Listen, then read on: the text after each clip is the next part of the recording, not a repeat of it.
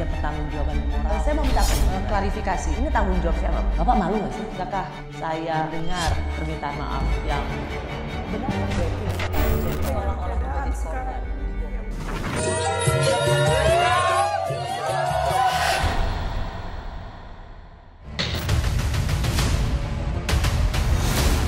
Menyala Gus! Agus ini!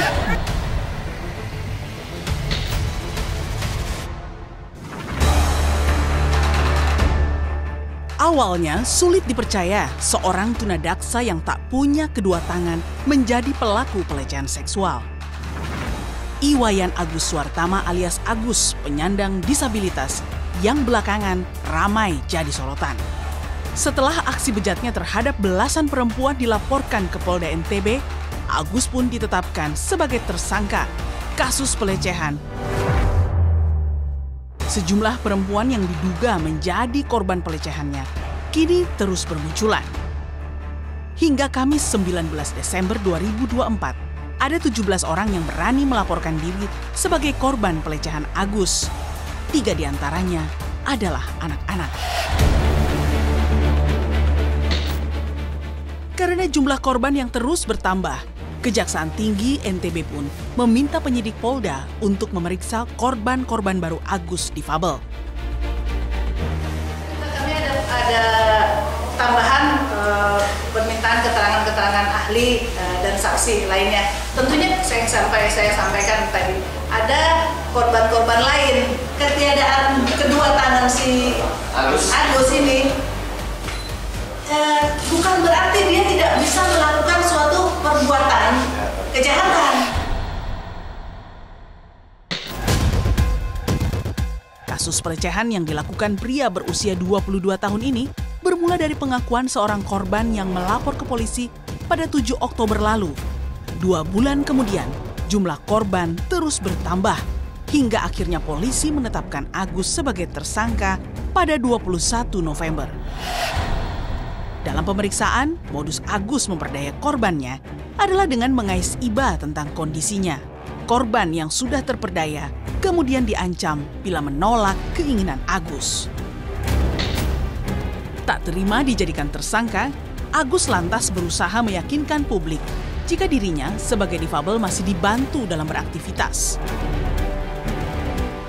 Namun dalih tersebut dilawan netizen dengan kemunculan sejumlah jejak digital Agus yang memperlihatkan kemampuannya layaknya pemuda normal.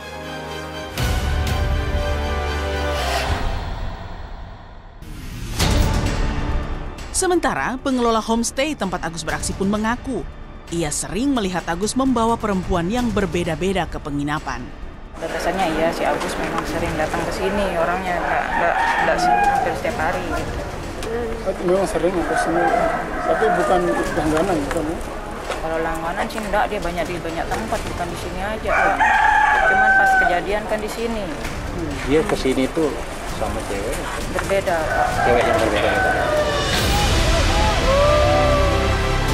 Meski Agus menyandang disabilitas, polisi diminta tegas menuntaskan kasus yang sudah memakan belasan perempuan sebagai korban. Apalagi 3 diantaranya adalah anak di bawah umur.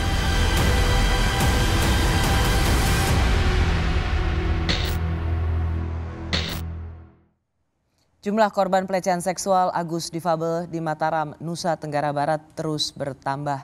Hingga hari ini, Kamis 19 Desember, sudah 17 perempuan yang menjadi korban, di mana 3 diantaranya masih di bawah umur.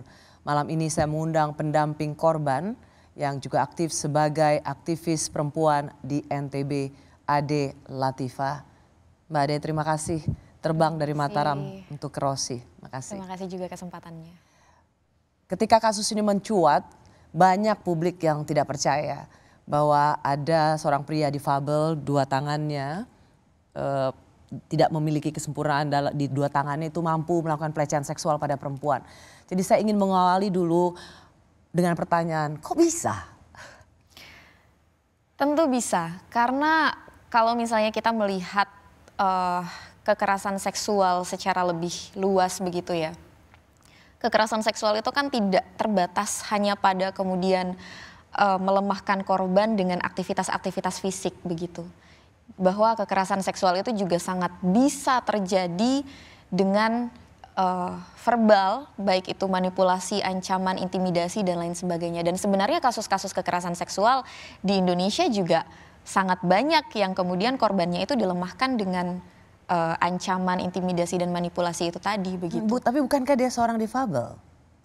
Dia difabel daksa, fisik.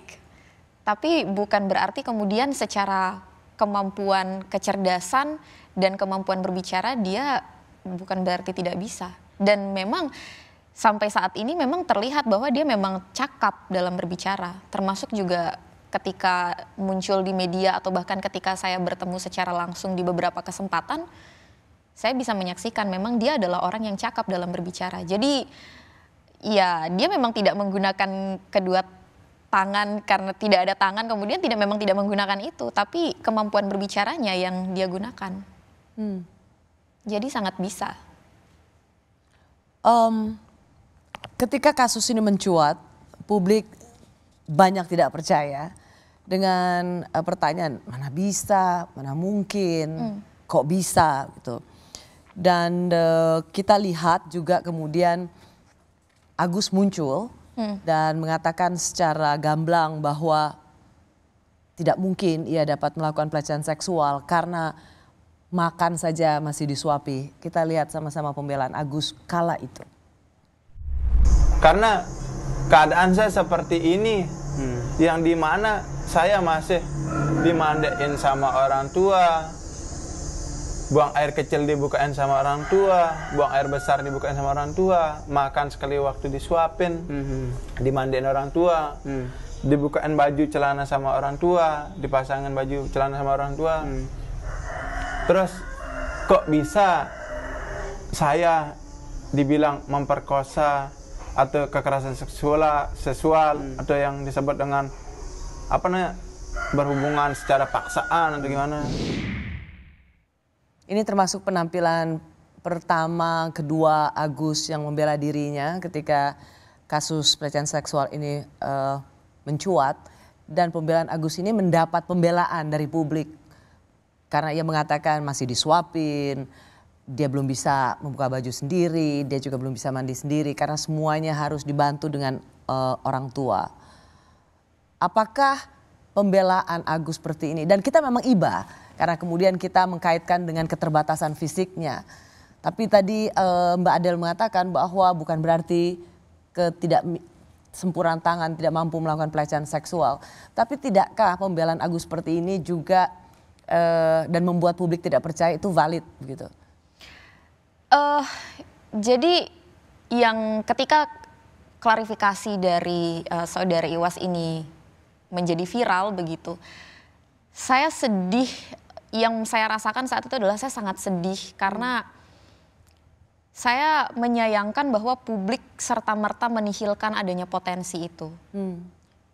Saya paham bahwa dia adalah kelompok rentan sama seperti korban, perempuan sama-sama kelompok rentan adalah orang-orang yang sangat perlu kita perjuangkan hak-haknya. Tapi kemudian kita tidak bisa menihilkan secara serta-merta bahwa dia tidak akan pernah bisa menjadi pelaku begitu. Dan ketika publik menihilkan itu menjadi sesuatu yang sangat sedih gitu untuk kami pendamping apalagi korban begitu. Itu yang pertama, bahwa memang kita nggak bisa menihilkan potensi itu. Dan yang kedua, maaf, artinya memang kita harus selalu memiliki ruang yang lebih untuk kelompok difabel. Tapi di sini juga ada korban pelecehan seksual. Tentu. Maka kita juga tetap harus berdiri bersama para korban. Iya. Makanya ketika saya pertama kali dihubungi oleh Ketua PBH Mangandar NTB untuk menceritakan bahwa ada kejadian ini dan meminta saya untuk menjadi pendamping, sedikit pun saya tidak mengatakan bahwa masa sih kok bisa. Saya sama sekali tidak mempertanyakan itu karena saya selalu memegang prinsip bahwa ketika ada laporan, maka kita harus percaya sama pelapor. Dan rasa percaya itu yang akan mendorong kita untuk membuktikan sejauh mana apakah benar dan tidak begitu. Kalau misalnya saya dari awal tidak percaya atau terlalu banyak keraguan, saya jadi tidak punya motivasi untuk membuktikan itu begitu. Kita harus berdiri bersama korban. Betul. Sampai ada fakta yang membuktikan berbeda. Betul. Dan itulah posisi Anda sampai saat ini. Betul. Pembelaan Agus difabel yang mengatakan bahwa mana mungkin saya bisa melakukan itu. Saya sendiri masih hidupnya sangat tergantung dengan orang tua. Apakah faktor ini juga yang membuat para korban tidak berani melapor karena pasti menjadi orang yang tidak dapat dipercaya? Ya, ketakutan terbesar para korban untuk akhirnya tidak melapor, terutama korban-korban yang menjadi saksi yang baru muncul sekarang ya, itu adalah karena mereka takut tidak akan ada orang yang percaya. Karena memang ya bahkan mereka pun tidak percaya bahwa mereka bisa menjadi korban. Kenapa saya bisa jadi korban orang yang kemudian disabilitas secara fisik begitu. Jadi mereka juga akhirnya berpikir orang-orang juga akan sulit untuk percaya. Termasuk karena memang para korban merasa bahwa ya menjadi korban itu adalah sesuatu yang memalukan. Ya. Yang mereka tidak ingin keluarga dan teman-teman mereka tahu. Jadi tantangannya sangat banyak gitu. Ketika publik meluas ketidakpercayaan pada korban dan memberikan pembelaan pada Agus Buntung, apakah korban kemudian merasa lebih tertantang untuk membuktikan? Karena begini, karena kan kemudian Agus secara berani, terbuka, membantah dan kemudian mencoba memakai logika. Katanya adalah, ini kata Agus difabel, dari 19 cewek masa satu tidak ada yang bisa lari atau tidak ada yang bisa melawan, masa semua itu belas kasihan. Itu saya karena kasihan sama Agus. Sebodoh-bodohnya orang kalau dalam keadaan tertekan ataupun dalam keadaan masalah, pasti dia lepas dari kata kasihan itu. Pasti dia menyelamatkan dirinya sendiri, dia lebih mementingkan diri sendiri.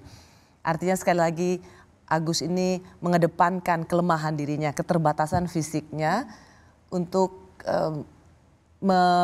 membela, menggunakan logika publik bahwa nggak mungkin dia lakukan ini. Apakah pembelaan Agus ini justru semakin mematahkan semangat korban untuk melapor atau justru makin menguatkan hati para korban menunjukkan orang ini memang penjahat? Ketika ini viral, korban-korban lain itu kan sebenarnya munculnya tuh di kolom-kolom komentar.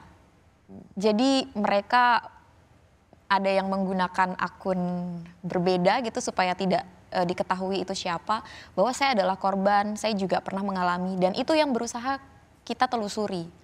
Sampai akhirnya kita mendapatkan bahwa inilah korban-korban itu, dan memang di awal kami cukup struggling untuk meyakinkan mereka untuk nggak apa-apa, kalian didengarkan, kalian ada yang percaya, ayo berikan keterangan ke kepolisian gitu. Sampai akhirnya mereka oke, kami berani gitu. Dan setelah mereka memberikan keterangan, kemudian mereka melihat bahwa ada banyak pihak yang sebenarnya percaya pada mereka. Mereka jadi sampai sekarang walaupun dalam kondisi yang sangat trauma, sangat takut, tapi rasa marah mereka terhadap pelaku ini yang membuat mereka masih bertahan sampai sekarang. Rasa marah itu tidak saja karena mereka mendapat pelecehan seksual, tapi kemudian mengumbar kelemahan yang kemudian menyalahkan korban. Ya, betul. Jadi para korban ini merasa sangat emosi sekali dengan pernyataan-pernyataan tersangka ya seperti itu, dan itulah yang kemudian menyebabkan para korban merasa saya tidak akan pernah membiarkan orang yang sudah menghancurkan hidup saya bisa hidup bebas, sedangkan saya nantinya kemudian akan ketakutan keluar rumah hanya karena saya takut bertemu dia.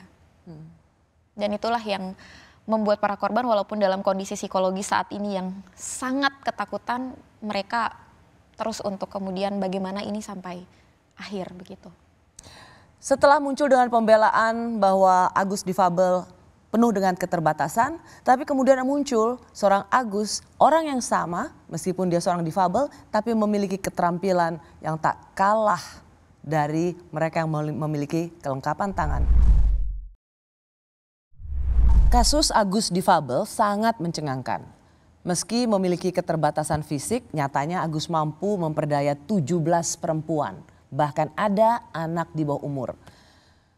Apa yang membuat ia bisa sangat manipulatif? Saya bersama Ade Latifa, pendamping korban pelecehan seksual oleh seorang pelaku Agus difabel. Mbak Adel ini, laporan pertama itu 7 7 Oktober, Betul, 7 ya, Oktober 7 Oktober. 2024. Itu yang dianggap sebagai korban pertama. Iya, Dan Mbak Adel ini adalah pendampingnya. betul. Bagaimana dia sebagai, meskipun kalau dilihat dari tanggal peristiwa itu terjadi, dia bukan yang pertama. Dia hanya yang berani melaporkan, betul ya? Iya. Bagaimana ia bisa sampai berani melaporkan? Sebenarnya korban pelapor itu cukup takut untuk melapor karena ya pertama takut tidak ada yang percaya dan kedua takut keluarga dan teman-temannya tahu bahwa dia pernah menjadi korban seperti itu. Tapi untungnya dia tidak sendiri dan dia bersama 2 temannya yang menjadi saksi di kasus ini begitu. Jadi mereka sempat ada obrolan di hari itu di waktu yang sama. Jadi si korban mengutarakan apa yang sudah terjadi secara detail kepada kedua temannya dan kedua temannya inilah yang kemudian meyakinkan korban untuk ayo kita ke kepolisian kita laporkan begitu. Ya itu akhirnya yang kemudian membuat korban melaporkan kejadian itu. Dan kemudian korban-korban lain berani untuk ikut melaporkan. Ya, betul. Nah, setelah itu kemudian muncul video-video di sosial media yang menampilkan sosok Agus Difabel sebagai sosok yang berbeda. Sebelumnya ia menampilkan diri sebagai seorang yang sangat lemah, semuanya harus serba dibantu oleh orang tua. Tapi kemudian muncul video yang menampilkan Agus Difabel 180 derajat berbeda. Ini dia.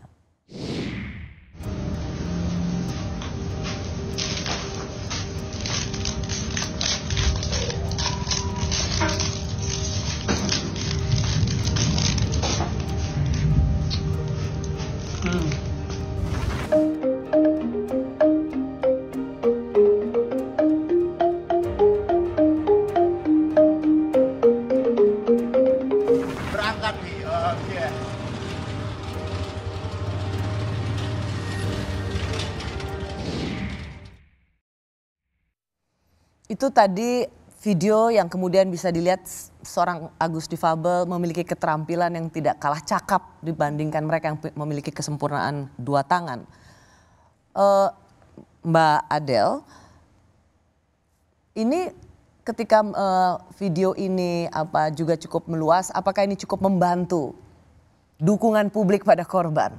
Ya, alhamdulillahnya sangat membantu sih, karena memang di awal ini viral itu saya hampir tidak melihat ada satupun dukungan untuk korban. Bahkan bukan hanya sekedar ketiadaan dukungan, tapi serangan-serangan ke korban itu luar biasa sekali di awal.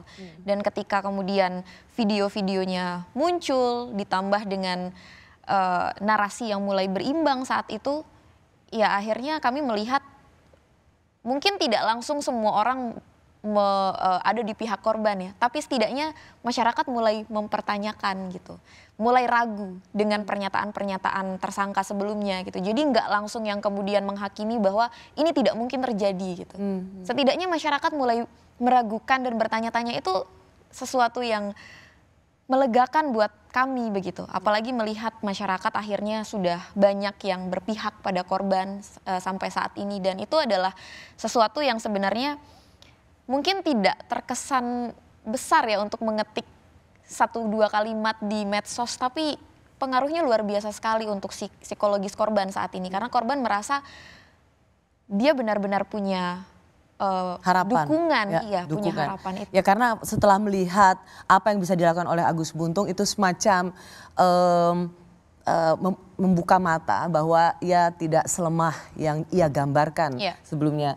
Meskipun memang kemudian kan ada diviralkan oleh netizen di sosial media, ia berjoget, ia kemudian digambarkan sebagai seorang yang minum minuman alkohol dan kemudian digambarkan sebagai pemabuk dan kemudian dilabelkan ya dia pasti pelecehan seksual. Bukan sisi itunya sebenarnya, bukan karena dia bisa menari, dia berjoget.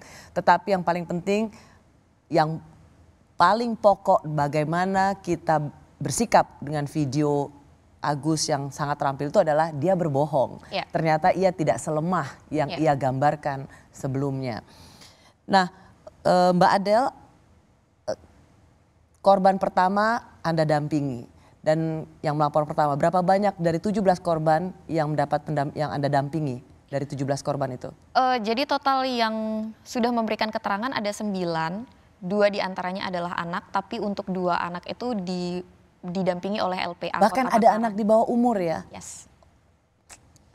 Jadi 7 korban dewasa yang kami dampingi saat ini. Bagaimana kondisi anak yang di bawah umur itu?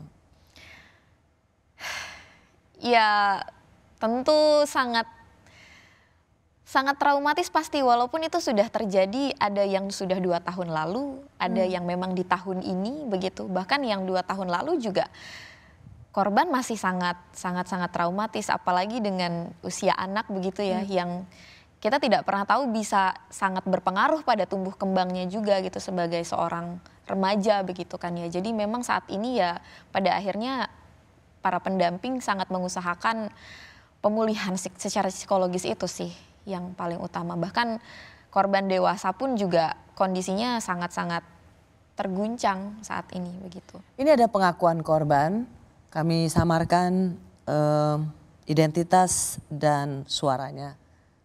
Korban memberikan kesaksian seperti apa modus yang dilakukan oleh Agus difabel. Kok masnya tahu kok saya di sini, saya ngomong kayak gitu, dia ngomong bahasanya, iya tadi saya ngikutin mbaknya, mohon maaf sebelumnya. Agus berdiri pas di depan pintu. Saya tanya, ada yang bisa saya bantu lagi mas? Mbak, sebenarnya saya dari tadi udah nafsu ngelihat mbaknya. Di situ saya betul-betul emosi karena saya mikirnya ini orang nganggap saya perempuan apa seperti itu. Enggak, kamu nggak usah macam-macam, saya bilang. Di situ saya ada perlawanan sama si Agus. Berusaha lagi meyakinkan saya, ayo mbak bantu saya. Kalau mbak mau bantu saya bakal kasih mbaknya emas. Saya tidak terasa dengan iming-imingnya dia. Dia berusaha mendorong pintu saya. Saya kebetulan pegang pintu dan tembok. Dia berusaha mendorong seperti itu, menggunakan badannya, dan di situ tenaganya memang cukup kuat untuk saya sebagai seorang wanita gitu. Dia kan laki-laki, saya bilang. Terus saya di situ hampir terpental, terus dia berusaha aja kayak gitu. Kamu nggak usah macam-macam, kalau kamu macam-macam itu saya teriak dan saya gelindingin kamu seperti itu. Dan puji Tuhan, syukurnya Tuhan masih melindungi saya bisa menutup pintu itu. Akhirnya saya mengunci pintu itu. Saya berusaha speak up, saya komen sana komen sini sampai saya dihujat di TikTok, di akun Hotman Paris, di IG semua saya komen. Mohon buat netizen semua stop untuk menjudge korban di sini. Korban itu sudah betul-betul kasihan, sakit hatinya kayak gitu. Dia juga nggak bakal terima, dia juga nggak pernah mau, namanya hari sial tuh nggak pernah ada di kalender seperti itu. Tolong berhenti, berusahalah buat kayak kita sebagai perempuan bagaimana seperti itu.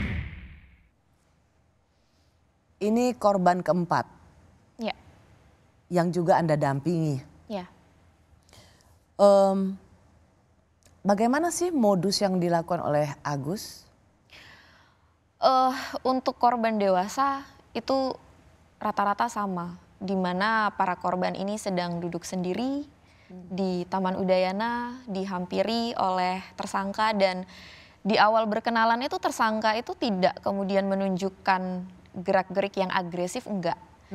Justru tersangka itu berusaha untuk membangun citranya yang baik sehingga dipercaya oleh korban. Dengan cara apa? Dengan cara menceritakan kisah sedihnya. Sebagai seorang yang difabel. Bahwa dia disabilitas tapi banyak orang yang tidak menyukai dia, sampai dia mempertanyakan apakah saya layak untuk hidup dan lain sebagainya. Kemudian beralih gitu, di mana tersangka ini meminta para korban untuk membuka media sosial untuk melihat video-videonya tersangka. Video-video dia bermain alat musik, mengendarai kendaraan motor dan lain sebagainya, sehingga membuat korban ini merasa kagum. Dengan segala keterbatasannya, tersangka itu ternyata produktif dan dia bisa melakukan hal-hal positif. Jadi tidak ada kemudian kecurigaan sama sekali dari para korban ini bahwa tersangka ini adalah orang yang mengancam, itu tidak gitu. Ya dari situlah kemudian naik level, di mana si tersangka ini kemudian berusaha untuk mengajak para korban ini untuk berbicara terkait hal-hal pribadi. Jadi dia membangun komunikasi dulu dengan mengatakan dirinya seorang yang difabel, diremehkan, tidak diterima, padahal dia punya talenta, sehingga ada belas kasih, tapi kemudian muncul kekaguman. Disitulah dia kemudian memancing soal apa yang terjadi pada si perempuan ini yang menjadi korban pengalaman pribadinya. Betul. Dan disitulah Jadi para korban kemudian menceritakan pengalaman pribadinya? Iya, sebenarnya tidak semua korban menceritakan pengalaman pribadinya gitu. Termasuk korban pelapor itu tidak banyak bercerita detail, itu enggak. Tapi memang respon-respon korban lewat ekspresi. Jadi kalau misalnya tersangka ini mengatakan, kamu ada masalah perkuliahan ya yang orang tuamu tuh nggak tahu. Kamu ada masalah apa sih sama masa lalumu? Itu kan kalau misalnya korban dalam kondisi yang secara psikologis memang sedang ada masalah itu, mendengar itu kan kesannya kayak kok dia tahu, dan akhirnya korban ya semakin menangis. Padahal random aja kan itu? Random aja. Dan memang selalu begitu. Jadi kayak korban-korban lain pun juga akan. Jadi sebenarnya Agus tidak memiliki kemampuan untuk memiliki atau dia punya kemampuan untuk mengetahui apa yang terjadi pada perempuan ini. Ilmu-ilmu begitu ya? Enggak kan? Kalau bagi saya tidak. Karena memang ya ditembak aja. Dan memang orang-orang yang ditembak adalah orang-orang yang dalam kondisi psikologis sedang tidak baik-baik saja. Jadi mereka ke Taman Udayana sendiri itu adalah untuk memang menyendiri, untuk ya berusaha untuk mencari ketenangan lah begitu. Dan dari situ akhirnya korban-korban ini kan merasa kayak kok orang ini tahu gitu. Apalagi kemudian naik tuh di mana tersangka ini mengatakan bahwa dia punya solusinya untuk bagaimana para korban ini terbebas dari masalahnya, yaitu dengan mandi suci. Karena bagi tersangka mandi suci itu akan menghilangkan dosa-dosa masa lalu sehingga masalahnya akan hilang juga gitu. Bagaimana para korban ini, para perempuan ini bisa percaya atau jatuh atau kemudian merasa bahwa Agus difabel ini bisa menjadi jalan keluar bagi persoalan hidupnya? Tidak, para korban tidak percaya. Para korban menolak. Para korban tidak ada yang mau diajak mandi suci. Tapi yang dilakukan setelah itu, yang memang pada saat itu korban merasa kok bener ya, bahwa kok dia tahu ya bahwa saya punya masalah. Tapi korban nggak mau, menolak untuk disembuhkan dengan mandi suci, itu menolak. Cuma setelah korban ini menolak, muncullah ancaman itu. Asik. Gitu. Jadi ancaman bahwa kamu kalau misalnya nggak mau, hidupmu bakal hancur loh. Saya akan beberkan semuanya ke orang tua kamu loh. Seperti itu. Mungkin kalau kita ya Mbak Rosi, kalau kita dalam kondisi yang psikologisnya stabil, kita mikirnya pasti ya kalau kita diancam gitu ya lari aja nggak sih gitu ya. Tapi kan tidak sesederhana itu ketika kita dalam kondisi psikologis yang memang sedang tidak baik-baik saja begitu. Apalagi di situ si tersangka tuh beberapa kali mengatakan bahwa saya sudah tahu semua tentang kamu karena kamu sudah terikat sama saya dan lain sebagainya. Jadi para korban ini juga berpikir kalau masalah saya aja dia tahu, berarti ada potensi keberadaan orang tua saya juga dia tahu. Jadi mungkin benar bahwa dia akan membeberkan itu ke orang tua saya, sehingga para korban ini merasa tidak punya pilihan lain selain mengikuti apa yang dikatakan. Ya. Padahal sesungguhnya kemampuan Agus untuk seolah tahu masalah hidup itu hanya ngacak aja, yang kebetulan dicocok-cocokkan sama korban, kok dia bisa tahu. Ya.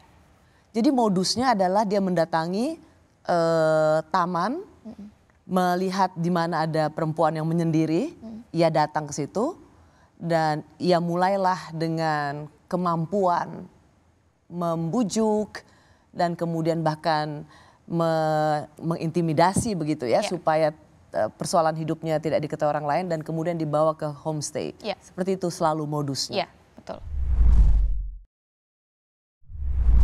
Kasus Agus difabel yang melakukan pelecehan seksual pada 17 perempuan sungguh mencengangkan. Setelah berhasil mengumpulkan sejumlah alat bukti dan memeriksa 5 orang saksi dan sejumlah korban, akhirnya Agus difabel ditetapkan sebagai tersangka. Di Reskrimum Polda Nusa Tenggara Barat kemudian menggelar rekonstruksi pada Rabu 11 Desember lalu. Saya bersama Ade Latifa, pendamping korban yang juga aktivis Senyum Puan Nusa Tenggara Barat. Mbak Adel, kita juga mendengar bagaimana modus Agus difabel ini ketika ingin meyakinkan perempuan menelpon ibunya. Apa peran ibu dalam kasus ini menurut Mbak Adel? Ibu dari si Agus difabel ya? Iya. Jadi beberapa korban itu ketika diminta untuk melakukan adegan-adegan dewasa begitu oleh tersangka, diiming-imingi kekayaan begitu. Ada yang diimingi uang, ada yang diimingi sekotak emas, seperti itu. Dan tentu ya korban tidak ada yang percaya ya begitu. Tapi kemudian tersangka ini meminta korban untuk menelpon ibunya saat itu menggunakan handphone korban untuk kemudian akhirnya di loudspeak. Jadi korban mendengar secara langsung percakapan itu di loudspeak, di mana di sana tersangka ini meminta izin begitu kepada ibunya untuk saya mau kasih uang ini untuk ini, minta tolong transfer. Saya mau kasih emas 1 kotak yang ada di rumah untuk ini, boleh ya gitu. Dan di situ si ibu memang tidak, berdasarkan keterangan korban tidak pernah ada pertanyaan, mempertanyakan untuk siapakah itu, siapa, kamu kenal di mana, kenapa mau dikasih, itu tidak ada. Jadi jawabannya langsung ke inti, iya boleh, iya silahkan, seperti itu.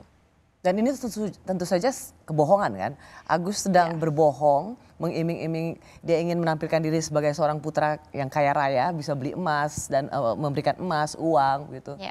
Dan berarti ibunya menjadi sosok yang mendukung kebohongan itu. Iya, tapi meskipun sampai ibunya bilang iya pun gitu ya, para korban tetap tidak ada yang menganggap itu serius sih.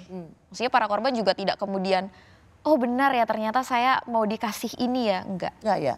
Ini sebenarnya bukan untuk melemahkan kesaksian korban, saya menanyakan ini. Ini justru untuk melihat bagaimana kalau itu benar sebagai ibunya Agus difabel, ada seorang ibu yang ikut berada dalam peristiwa ini, paling tidak dia ikut dalam satu kebohongan sehingga putranya bisa memperdaya perempuan dan kemudian melakukan pelecehan seksual. Kalau orang kemudian mengatakan bahwa Agus difabel ini punya kemampuan metafisik, lalu mantra yang membuat para perempuan ini jadi tunduk, apa yang bisa Anda jelaskan soal ini? Sebenarnya terkait mantra dan lain sebagainya itu korban mengatakan hal itu bukan karena korban yang menduga-duga ya, tapi karena ada omongan secara langsung dari tersangka. Jadi saat di Taman Udayana tersangka bilang bahwa kamu sudah terikat dengan saya tahu seluk-beluk masalahmu, kamu tidak bisa lepas dari saya karena saya punya ilmunya.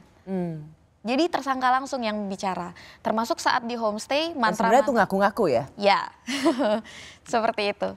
Termasuk saat di homestay, mantra-mantra yang disebutkan oleh publik itu adalah karena korban itu melihat dan mendengar si tersangka ini berbicara sesuatu dalam bahasa yang tidak dimengerti dan artinya juga nggak tahu, yang dimana itu dikatakan adalah mantra.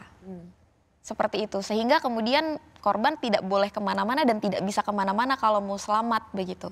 Jadi keterangan kemudian yang mengatakan ilmu mantra itu bukan hasil duga-dugaan dari korban, tapi memang dari tersangka sendiri yang mengungkapkan itu. Tapi yang menjadi catatan adalah bukan mantra-mantra itu yang melemahkan korban gitu. Bukan kemudian ketika dibacakan sesuatu akhirnya korban baru melemah, tidak. Tapi karena kemudian korban merasa bahwa kok benar yang dikatakan oleh si tersangka terkait masalah itu. Dan korban takut bahwa dia juga akan beneran tahu keberadaan orang tua, teman-teman yang akan menjadi orang-orang yang dibeberin lah gitu masalahnya. Jadi ketakutannya ada di situ, bukan masalah diberi mantra dan akhirnya dia dilemahkan, tidak.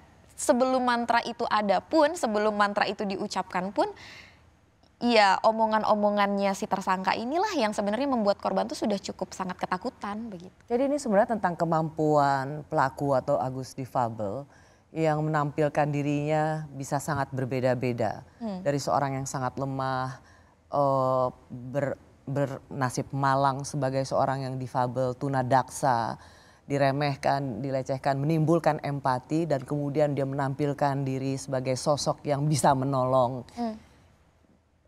Halaman-halaman kepribadian inilah yang menjadi dalam tanda kutip mantra atau kemampuan dia melemahkan perempuan.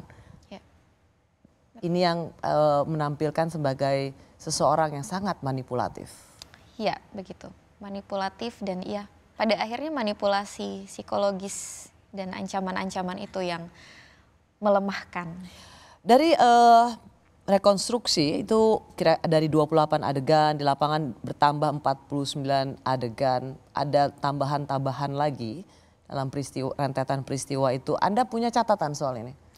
Iya, jadi kami pendamping hadir saat rekonstruksi versi kronologi tersangka. Ada cukup banyak hal yang signifikan berbeda begitu ya. Pertama ketika di Taman Udayana, di mana sebenarnya ada adegan korban pelapor ini dibawa dari satu titik di Taman Udayana ke titik yang lebih belakang, lebih sepi, di mana disitulah sebenarnya ancaman-ancaman itu terjadi, tapi di versi tersangka itu tidak muncul. Tapi di rekonstruksi muncul? Tidak muncul. Tidak dimunculkan. Memang tidak muncul karena versi tersangka kan dia hanya mendekati korban untuk minta tolong diantar ke kampus, tapi korban langsung membawa si tersangka ini ke homestay begitu. Kemudian saat di homestay justru... Ini artinya Anda ingin memberikan catatan ini lebih kepada versi pelaku ya? Iya, bahwa ada perbedaan antara korban dengan tersangka. Tapi justru di perjalanan dari Taman Udayana ke homestay dan juga di parkiran homestay itu ada temuan yang menarik bagi kami gitu, di mana selama ini tersangka selalu menyatakan bahwa tidak pernah ada komunikasi antara tersangka dengan korban selama perjalanan dari Taman Udayana ke homestay begitu, dan itu konsisten beberapa kali dikatakan tidak ada. Tapi kemudian tiba-tiba ada pernyataan bahwa ada kesepakatan di sana katanya. Kesepakatan antara korban dengan tersangka terkait dengan uang 50.000 yang akan digunakan untuk membayar homestay. Dan itu terjadi selama perjalanan itu. Itu ada perbedaan yang memang tidak konsisten. Dan itu dikatakan sendiri oleh Agus Difabel. Iya, betul. Jadi pada waktu BAP itu tidak menjadi kesaksian dia, tetapi pada rekonstruksi dia mengucapkan itu. Iya. Bahwa dia memerintahkan atau meminta para pelaku untuk membayar uang homestay. Iya. Sebuah, kenapa bisa kayak begitu kira-kira? Ya kalau kita membuat-buat sesuatu. Tidak ada kejahatan yang bisa selamanya ditutupi. Ya, kalau kita berbohong kita akan terjebak sendiri dengan kebohongan kita. Dan itu terbukti bahwa ke homestay itu adalah atas perintah Agus. Ya. Dan para korban dipaksa untuk membayarnya. Iya, betul. Termasuk di situ. Karena tersangka selalu mengatakan bahwa membayar homestay itu adalah atas inisiatif korban. Tapi saat rekonstruksi tersangka mengatakan bahwa korban mengeluarkan uang itu setelah tersangka mengatakan langsung bayar. Ia terjebak dengan kebohongannya sendiri? Ya. Dalam konteks perkara Agus ini, kita tidak bisa kemudian diposisikan untuk membela Agus, tidak. Nah, tapi di sisi lain kita juga tidak bisa menafikan. Sekali lagi, Komisi Disabilitas Daerah tidak dalam kerangka membela saudara Agus, tapi memenuhi hak-haknya. Yang terakhir kami dengar, Bapak sebagai Komite Disabilitas justru dilaporkan oleh kuasa hukum Agus. Tugas kita kan hanya memenuhi dan memastikan perlindungan hak-hak dari saudara Agus. Nah, apa fakta yang ada di lapangan itu harus kita sampaikan. Tidak kemudian kita mati-matian membela seperti seorang pengacara. Penetapan Agus Difabel sebagai tersangka jadi kewaspadaan bahwa tindakan pelecehan seksual bisa dilakukan oleh siapapun terlepas dari kondisi fisik pelaku. Saya masih bersama dengan Ade Latifa, pendamping korban yang juga aktivis perempuan dari Senyum Puan, Nusa Tenggara Barat.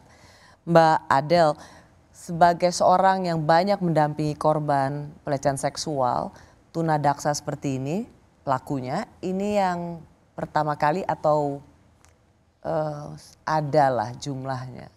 Ini yang pertama kali. Jadi ini sejarah? Ya, bahkan mungkin di Indonesia ya.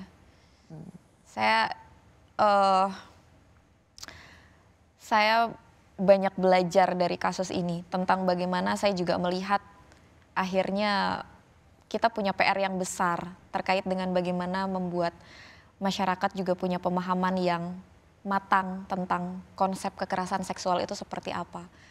Karena tanpa kejadian ini juga kita nggak tahu bahwa ternyata kita masih punya PR itu gitu. Jadi memang ini pertama kali dan ini memberikan pengalaman yang luar biasa. Saya cukup sedih mengikuti kasus ini.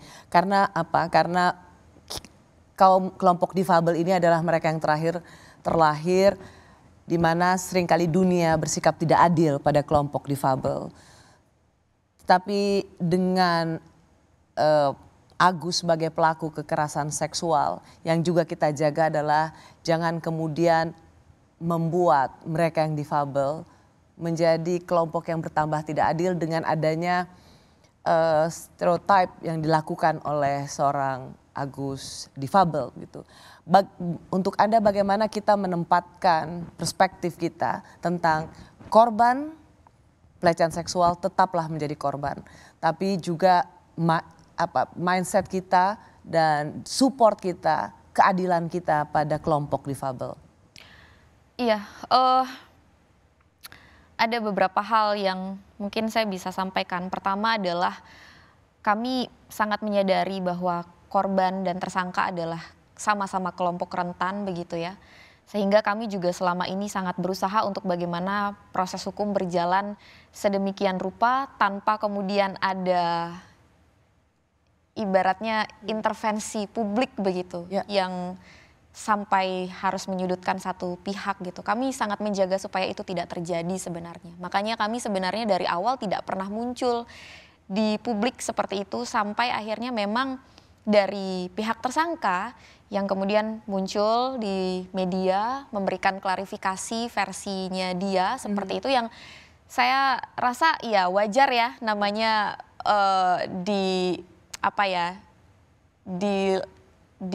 dilaporkan pasti ada upaya untuk membela diri gitu. Cuma sorry sebentar Mbak Adel supaya kita clear. Jadi sebenarnya dari pihak Mbak Adel sendiri yang mendampingi para korban, Anda semua sadar betul bahwa ini tentang dua kelompok rentan, perempuan sebagai korban kekerasan seksual dan juga Agus difabel sebagai bagian dari kelompok rentan. Jadi sungguh berhati-hati menangani kasus ini.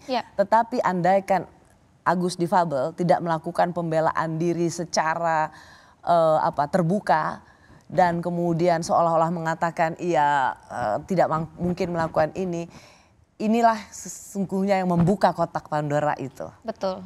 Jadi makanya agak sedih, maksudnya miris jadinya begitu.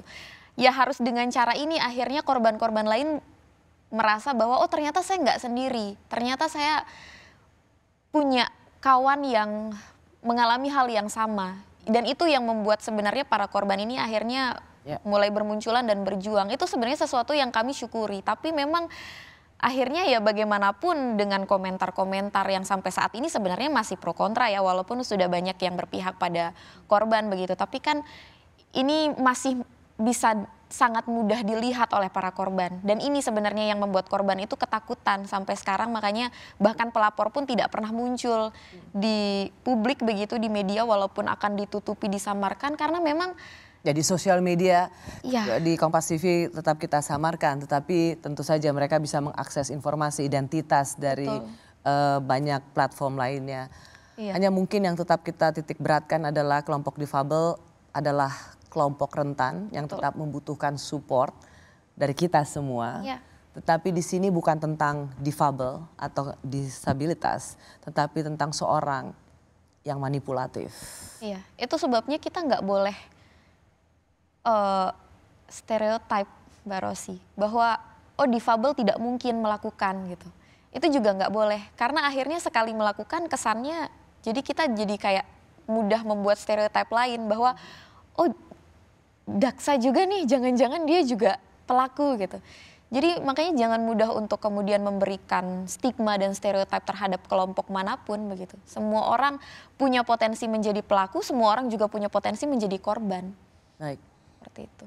Mbak Adel, terima kasih banyak dan sungguh menghargai di tengah kesibukan Anda mendampingi para korban bisa terbang dari Mataram untuk ke Kompas TV. Terima kasih, Mbak Adel. Terima kasih telah menyaksikan Rosi. Kita jumpa lagi pada Kamis depan hanya di Kompas TV, independen, terpercaya.